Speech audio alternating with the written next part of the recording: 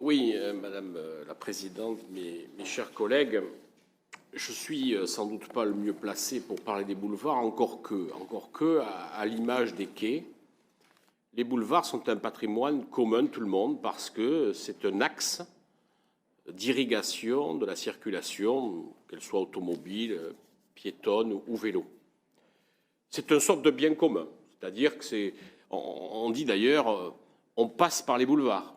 Comme on dit, on passe par les quais ou on passe par la rocade. Et vous avez là les trois cercles qui desservent notre agglomération.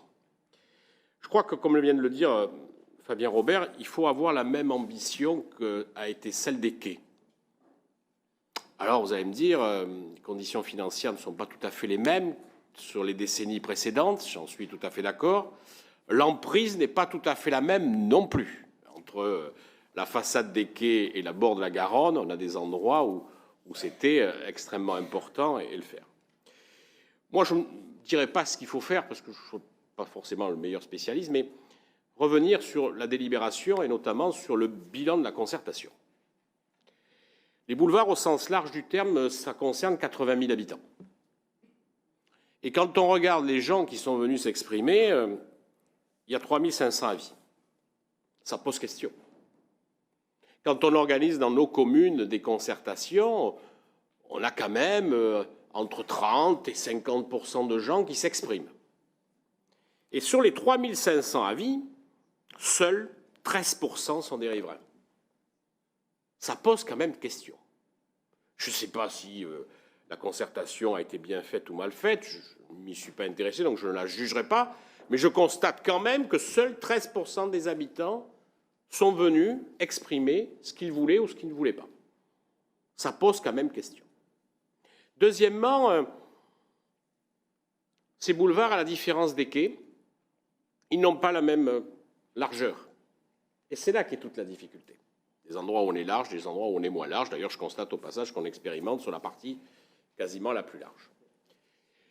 Sur la prise en considération, ça fait des années que je dis qu'il faut qu'on ait une veille foncière tout le long des boulevards. Pourquoi?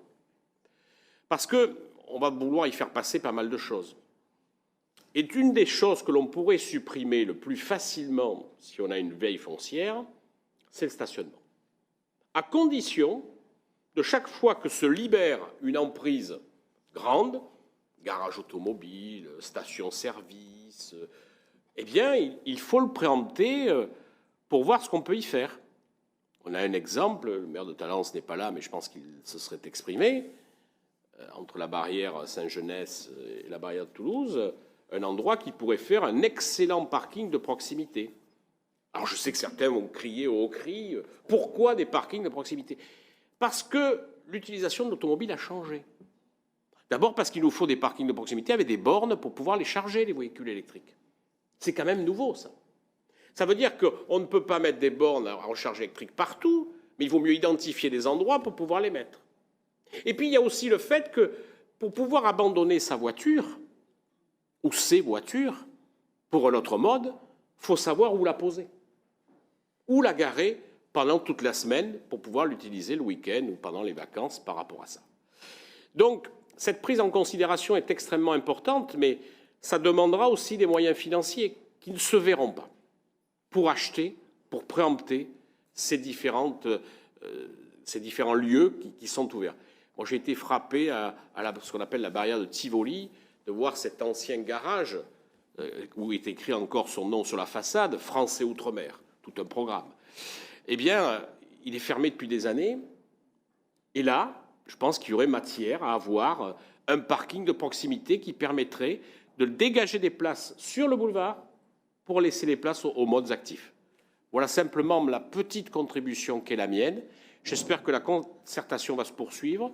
Je pense qu'il faut peut-être installer sur site des lieux avec des bungalows ou autres pour intéresser les gens, parce qu'il faudrait qu'il y ait au moins 50% ou 40% des gens qui s'intéressent à leur devenir. C'est simplement le message que je voulais faire passer.